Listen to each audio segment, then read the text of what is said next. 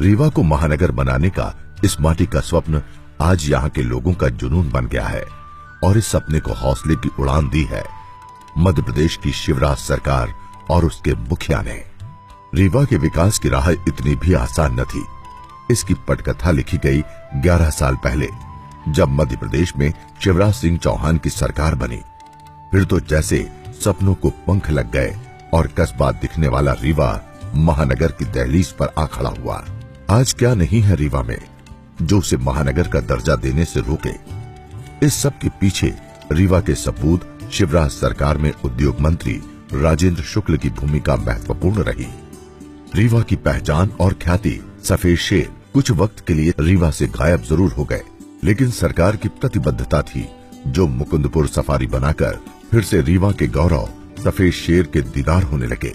चाहे चिराहुला का हनुमान मंदिर हो या रानी तालाब और वहाँ का देवी मंदिर, दोनों ही ऐतिहासिक मंदिरों का जीर्णोद्धार करके शिवराज सरकार ने उन्हें पर्यटन स्थल के रूप में विकसित कर दिया। इतना ही नहीं, सिरमौर चौराहे के ट्रैफिक जाम से निजात दिलाने के लिए सरकार ने फ्लाईओवर की सौगात दी, तो विवेकानंद की आदमकद प्रतिमा शहर के युवाओं को उनके आदर्शों में चलने की राह दिखा रही है। वहीं शहर के चौराहों को आकर्षित कर शहर को खूबसूरत बनाया गया है। राष्ट्रीय राजमार्ग 7 को रीवा शहर के बाहर आधुनिक तरीके से बनाकर भारी वाहनों के शहर में प्रवेश को रोकना भी किसी उपलब्धि से कम नहीं है। बीहड़ नदी पर पुल का निर्माण हो या फिर नदी के किनारे नए और सुंदर घाटों का निर्माण, मुख्यमंत्री शिवराज सिंह चौहान ने कभी भी फंड की कमी को आड़े आने नहीं दिया। प्रधानमंत्री श्री नरेंद्र मोदी की पहल पर शुरू हुए स्वच्छ भारत मिशन को रीवा के बाशिंदों ने भी दिल से अपनाया है। स्वच्छता का संदेश देने के लिए स्कूली बच्चों ने एक साथ मिलकर सबसे बड़े डस्टबिन की आकृति बनाकर वर्ल्ड रिकॉर्ड कायम किया था और अब रीवा नगर खुले में शौच मुक्त घोषित हो गया है।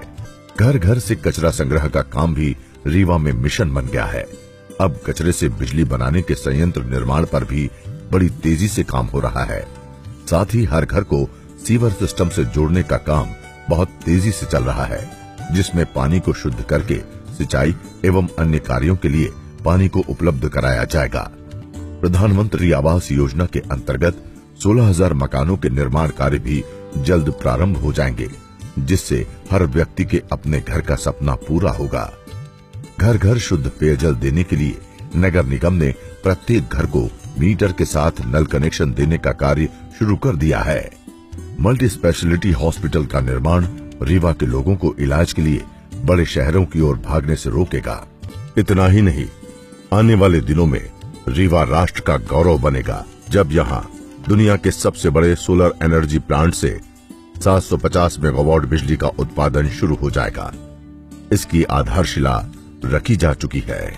रीवा की विरासतों को बचाने के लिए पुरातात्विक भवनों का जीवन उद्धार तो किया ही जा रहा है, साथ ही नए सरकारी भवन उत्कृष्ट वास्तु का नमूना पेश करते हुए रीवा शहर की खूबसूरती पर 4 चांद लगा रहे हैं।